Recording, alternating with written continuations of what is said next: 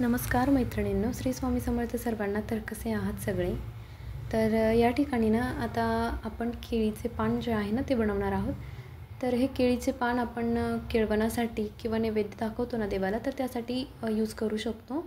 तर या ठिकाणी ना तेच आपण बघणार आहोत. आता या ठिकाणी ना तुम्हाला मी लेस कोणती लावायची किंवा कसं छान दिसेल, कसं कोणत्या प्रकारे तुम्ही हे डिझाईन करू शकता ते थोडक्यात मी म्हणजे तुम्हाला सांगणार आहे. या ठिकाणी मी इथे अस्तर घेतलेला आहे, खणाचा कापड आहे आणि खाली मी ते फोम शीट म्हणजे तो स्पंज टाईप असतो ना तो घेतलेला आहे. या ठिकाणी आता जसं की तुम्हाला माहीत आहे गौरी गणपती येत आहेत.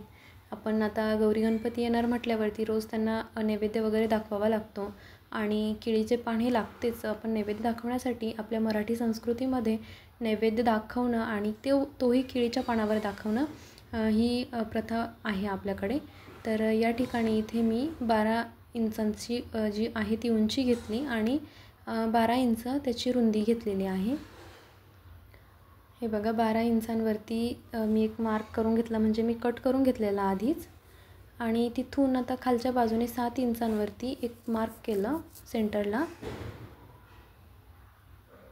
हे बघा आता आपल्याला ना इथून आपल्याला जे केळीच्या पानाचा आकार आहे तो द्यायचा आहे. आता इथे मी 2 मार्क केले ते याकरता की 6.5 किंवा 7 इंचांवर असं आपण त्याची मार्किंग जी आहे ती पानाच्या आकाराची करू शकतो. याकरता ही मार्किंग मी इथे केलेली आहे.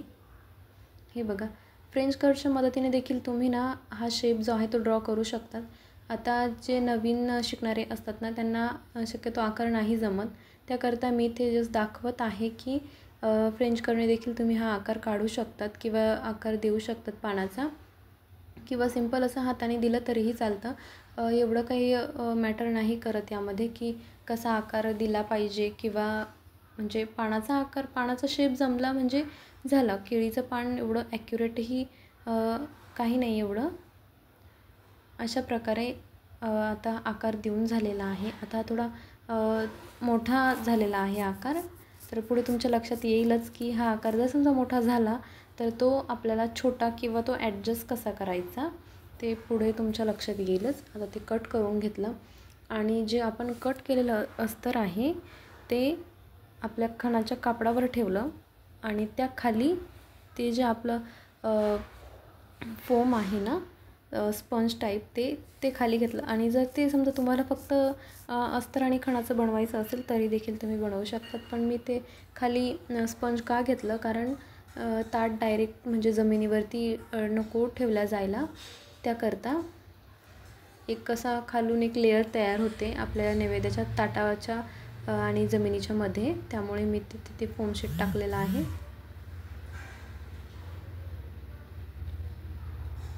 आणि आता आपल्याला सर्व बाजूने याला पाव इंच अंतर सोडून इथे टिप मारून घ्यायची आहे. व्यवस्थित जास्त घाई नाही करायची. सावकाश पद्धतीने आपल्याला इथे टिप मारून घ्यायची आहे व्यवस्थित. आणि खालच्या बाजूला नाही मारायची, कारण आपल्याला हे पान उलटवून घ्यायचं आहे, त्यामुळे खालच्या बाजूला टिप नाही मारायची. खालची बाजू ओपन सोडायची आहे आणि एक्स्ट्रा जे आहे ते आता इथे कट करून घ्यायचं. आणि हे बघा आता आपला आकार तुम्ही बघू शकता, थोडासा मला मोठा झाल्यासारखं वाटत आहे. तर या ठिकाणी मी तो छोटा करून घेत आहे, म्हणजे थोडं आतल्या बाजूला मार्किंग करून तिथे एक मी टिप मारून घेत आहे. आता या ठिकाणी म्हणजे इथे जर इथपर्यंत जर तुम्हाला सर्व समजलं असेल तर ठीक, जर नसेल समजलं तर मला कमेंट करून तुम्ही विचारा तुम्हाला कोणता पार्ट किंवा कोणत्या ठिकाणी नाही समजलं, तर मी तुम्हाला नक्की तुमच्या कमेंटचं उत्तर देईल.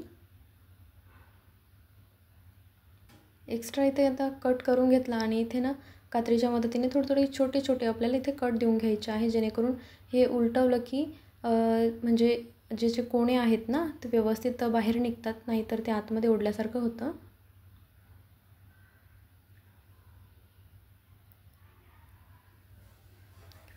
एखाद्या टोकदार वस्तूच्या सहाय्याने ना आपल्याला केळीच्या पानाचं जे वरचं मधलं टोक आहे ना ते व्यवस्थित आपल्याला बाहेर काढून घ्यायचं. मी इथे स्क्रूड्रायव्हरच्या मदतीने ते बाहेर काढून घेत आहे.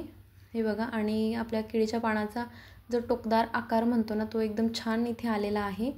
आणि आपली फोम शीट लावल्यामुळे ना ते फिनिशिंग बघा तुम्ही किती छान आलेली आहे. एकदम छान असं दिसत आहे. आता खालच्या बाजूने इथे असं आतमध्ये मी ज्या प्रकारे दुमडवून घेत आहे त्या प्रकारे दुमडवून आपल्याला इथे टीप मारून घ्यायची आहे. एकदम कडेला टीप मारायची आणि व्यवस्थित असा हात फिरवत इथे टीप मारून घ्यायची, नाहीतर कापड कधी कधी आतमध्ये ना गोळा होऊन जातं आणि ते व्यवस्थित अजिबातही चांगलं नाही दिसत, फिनिशिंग येत नाही त्याला.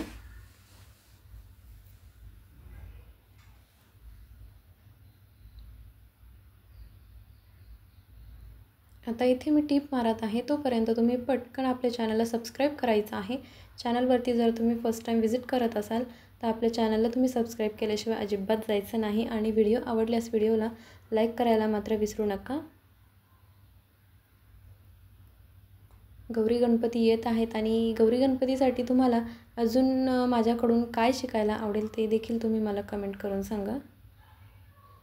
अजून मी तुमच्यापर्यंत म्हणजे कोणत्या प्रकारचा व्हिडिओ मी घेऊन यायला पाहिजे ते तुम्ही मला कमेंट करून सांगू शकता. आता आपल्याला केळीच्या पानाच्या शिरा इथे आपल्याला काढायच्या आहेत. आता त्या शिरा कशा काढायच्या, सेंटरमध्ये एक लाईन मारून घ्यायची आपल्याला पट्टीच्या मदतीने आणि अंदाजे मी जसं हाताने पानांच्या हे रेषा ओढल्या ना तर त्या पद्धतीने तुम्ही तशा लाईन तिथे मारू शकतात, किंवा असं माप टाकून देखील 4-4 इंचावर तुम्ही हे असं करू शकतात. जर समजा तुम्हाला असं नसेल जमत तर सिंपल फ्रेंच कर्व घ्यायचा, जास्त डोक्याला टेन्शन नाही घ्यायचं. फ्रेंच कर्वच्या मदतीने अशा प्रकारे तुम्ही ते शिरा काढू शकतात. एकदम सोपी पद्धत आहे. फ्रेंच कर्वच्या मदतीने खूप सोपं होऊन जातं सर्व काम आपलं. हे बघा व्यवस्थित इथे आता हे सगळं इथे ड्रॉ झालेलं आहे.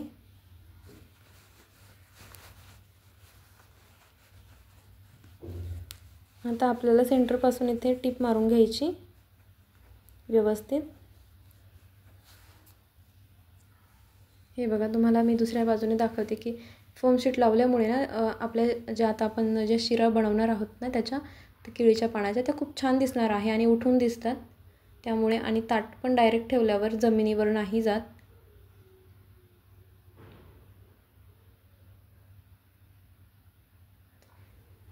पूर्ण आता जसं आपण ड्रॉ केलेलं आहे त्या पद्धतीने आपल्याला पूर्ण इथे या शिरा काढून घ्यायच्या आहेत. व्हिडिओ शेवटपर्यंत बघायचा आहे स्किप न करता, म्हणजे तुमच्या सर्व गोष्टी बरोबर व्यवस्थित लक्षात येतील. हे बघा आता या ठिकाणी ना मी तीनच शिरा काढलेल्या आहेत केळीच्या पानाच्या. तुम्ही या ठिकाणी जर तुम्हाला अजून दाट किंवा तुम्ही या ठिकाणी तुम्हाला जेवढे शिरा हवे आहेत ज्या प्रकारे हवे आहेत ना त्या प्रकारे तुम्ही इथे बनवू शकतात. हे बघा मला 3 इथे सफिशियंट वाटत आहे आणि माझ्या पानाची उंची देखील जरा छोटी आहे. यामध्ये ना तुम्हाला हाईट पण मिळेल. जर तुम्हाला उंच घ्यायचं असेल तर मी इथे 12x12चं पान घेतलं, म्हणजे त्याची जी हाईट लांबी रुंदी आहे ना ती घेतली, तर तुम्ही त्याच्यामध्ये कमी जास्त करू शकतात. आणि या ठिकाणी हे माझ्याकडे 3 प्रकारच्या लेस मी तुम्हाला दाखवत आहे की तुम्ही कोणती लावू शकतात.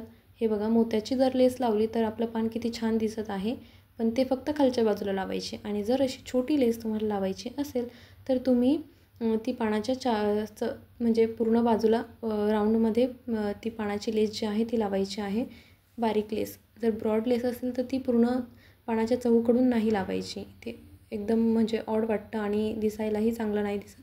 आपल्याला पारंपरिक पद्धतीने हे केळीचं पान जे आहे ते आपल्याला बनवायचं आहे, त्यामुळे त्याला जास्त तुम्ही लेस वगैरे लावायच्या भानगडीत नाही पडायचं.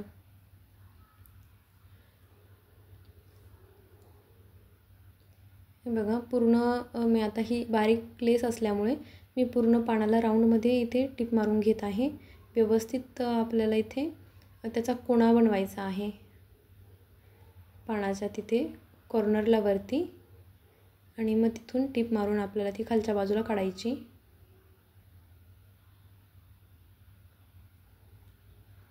आता या पानांमध्ये ना म्हणजे तुम्ही यामध्ये वेगवेगळ्या प्रकारचेही तुम्ही बनवू शकतात. हाईटमध्ये तुम्ही याची लांबी रुंदी कमी जास्त करू शकतात तुमच्या आवडीनुसार. तुमचं जेवणाचं ताट किंवा नैवेद्याचं ताट किती मोठं आहे ते त्यानुसार तुम्ही इथे हे करू शकतात. एक्स्ट्रा कट करून घ्यायची लेस आणि व्यवस्थित आतमध्ये फोल्ड करून इथे ही टीप मारून घ्यायची आहे. हे बघा या ठिकाणी आपलं हे केळीचं पान असं सुंदर असं इथे तयार झालेलं आहे. तुम्हाला माझी शिकवण्याची पद्धत कशी वाटली मला कॉमेंट करून सांगा. व्हिडिओ आवडल्यास आपल्या व्हिडिओला लाईक करा. चॅनलवरती नवीन असेल तर चॅनलला सबस्क्राईब करायला मात्र विसरू नका.